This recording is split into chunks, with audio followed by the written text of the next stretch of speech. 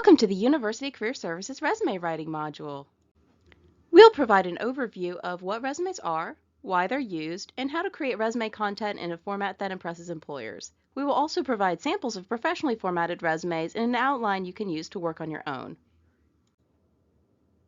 A resume is a summary of a person's qualifications. It documents personal, educational, and experiential qualifications for a position. Resumes are typically used by candidates applying for work, graduate school, or scholarships and fellowships. We're going to focus on using a resume for the job search process. A strong, well-formatted resume will assist you to get to the next step in the process, but will not automatically hire you for the job. Think of your resume as a marketing tool. Your set of qualifications is unique, and your resume should highlight the qualifications that make you a good fit for that position. There is no one-size-fits-all resume style. It is important to tailor your resume for each different application. While creating your resume, it is important that the document presents a positive image of you and your qualifications. Resumes also follow several formats. There is not one correct design, but there are certain formatting elements that have become standard. You've probably heard that all resumes need to be one page. While a one-page resume is appropriate for most things a college student will apply for, the ideal length varies depending on the purpose. Traditionally, resume length is one page for positions in the private and nonprofit sectors. Keeping your resume to one page will help you to convey your message efficiently no matter what you're applying for. However, multi-page resumes are appropriate when applying to graduate school programs, scholarships, in addition to some positions with the government. Keep in mind the saying quality over quantity, especially if you're an active or involved student or have an extensive work history. Include only those experiences which best support your qualifications for that particular position. It can also be helpful to keep a multi-page master resume that documents all of your experiences so that you have them saved. The format your resume should be clean, organized, and attract interest. The more difficult a resume is to read, the less time an employer will spend reading it. Choose appropriate categories for your resume and order them from the most to least relevant for the position. In addition, be consistent in the formatting across categories. For example, format dates or organizations in the same in each section. Use capital letters, underlining, bold, and indentions to emphasize important information and to organize text in a meaningful way. However, be careful not to overload your resume with formatting. It is standard to include different sections for contact information, highlights of your qualifications, education, experience, and skills on your resume. We'll break down each of these sections further with specific examples in the upcoming slides.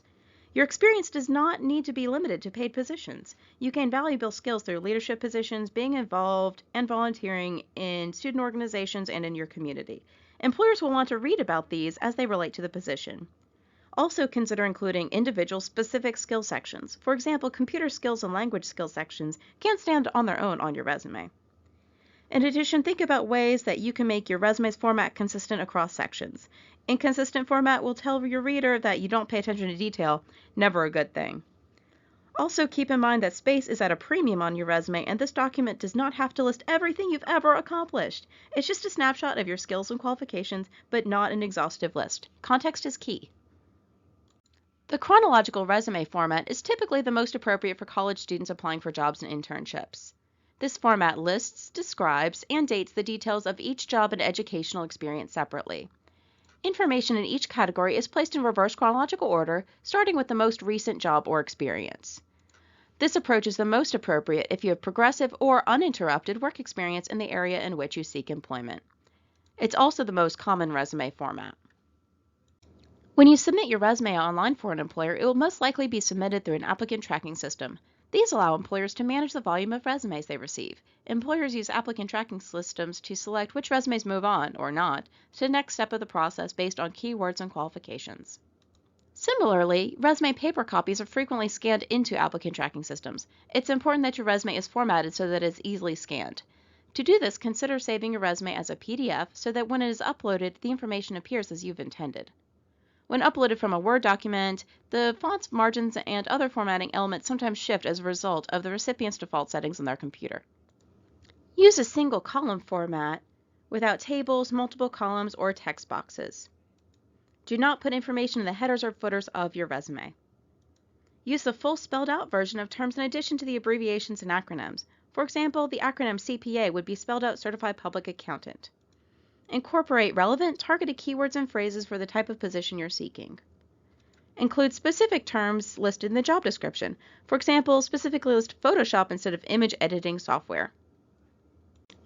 There are a variety of different online job boards where you post your resume online. However, be discerning about where you post it. Don't post your resume everywhere. All online job boards are not created equally. Pay close attention to your word choice throughout your resume. Consider relevant keywords, skills, and qualifications necessary for your field. Remember, if it's online, it's available to anyone. Avoid confidential information, but do include your professional email and phone number in addition to city and state so the employer knows your general location. Ideally, you should tailor your resume for a particular position or industry. Next, we'll walk through the different resume sections on a sample resume. Format your name on your resume so that it stands out. This portrays confidence. It's standard to format your name in bold and in a larger font size than the rest of the text of your resume, approximately 14 to 18 point font. List your current address or at least your current city and state. If your current address is different from your permanent address, list the address that makes the most sense based on where the position is located. Include a professional email address that you check on a regular basis, like your Georgia State University email. A simple email address through another domain like Gmail that is some combination of your first initial last name is also considered professional. If you have a LinkedIn account or a professional website, you may list it with the contact information.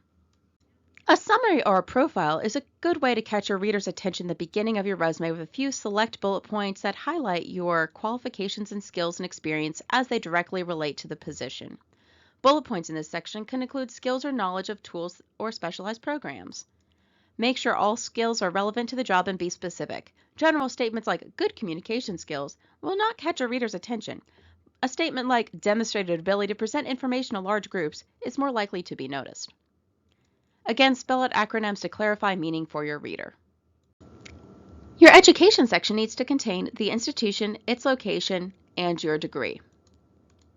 Spell out your degree. For example, instead of BBA in Finance, list Bachelor of Business Administration in Finance.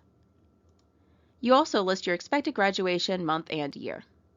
List your GPA on your resume only if it is a 3.0 or above. If you have a 3.0 or above for major coursework but with a lower cumulative, it's appropriate to list your major GPA on your resume instead as long as you label it.